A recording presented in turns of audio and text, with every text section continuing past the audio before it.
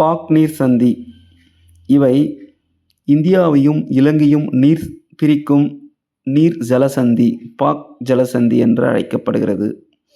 இவை குறிப்பாக மன்னார் வளைகுடாவையும் பாக் விரிகுடாவையும் பிரிக்கக்கூடிய ஒரு நீர் சந்தியாக இது காணப்படுகிறது. இவை இந்தியாவையும் குறிப்பாக இலங்கையையும் பிரிக்கும் நீர் சந்தி.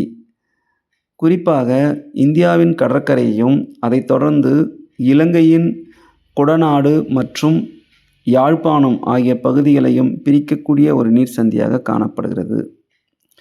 இவை சென்னை மாகாணத்தின் ஆளுநராக பணிபுரிந்த ராபர்ட் பால்க் என்பவரின் நினைவாக இது பாக் நீர் சந்தி என்று அழைக்கப்படுகிறது. குறிப்பாக சென்னை மாகாணத்தின் ஆளுநராக ராபர்ட் பால்க் 1755 முதல் 1763 வரை இவர் ஆட்சி புரிந்துள்ளார். குறிப்பாக இந்த பகுதியானது 2 பகுதிகளுக்கும் இந்தியாவிற்கும் இலங்கைக்கும் ஒரு படகு போக்குவரத்து நடைபெறக்கூடிய இடமாக இது இருந்துள்ளது. அதைத் தொடர்ந்து இது பார்த்திங்கனாக்கா குறிப்பாக படகு சவாரியானது தற்பொழுது நடைபெறவில்லை அப்படின்னு சொல்லிட்டு இங்கே குறிப்பிடுறாங்க. இது 2 நிலப்பகுதிகளுக்கு இடைப்பட்ட ஒரு நீர்ப்பகுதி என்பதால் இவற்றை நீர் சந்தி என்றும் அழைக்கிறார்கள்.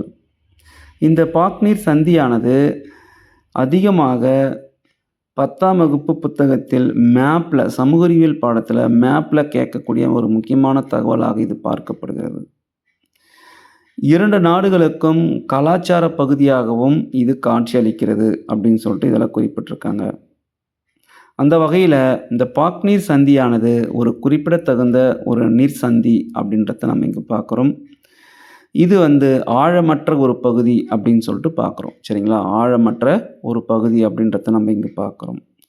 இந்த தகவல் பிடிச்சிருந்தால், இந்த பாக் நீர் சந்தியை பற்றி தகவல் உங்களுக்கு பிடிச்சிருந்தால் நம்முடைய சேனலை சப்ஸ்கிரைப் பண்ணுங்கள், ஷேர் பண்ணுங்கள், லைக் பண்ணுங்கள். மீண்டும் ஒரு நல்ல செய்தியோடு அடுத்த வீடியோவில் பார்க்கலாம். நன்றி.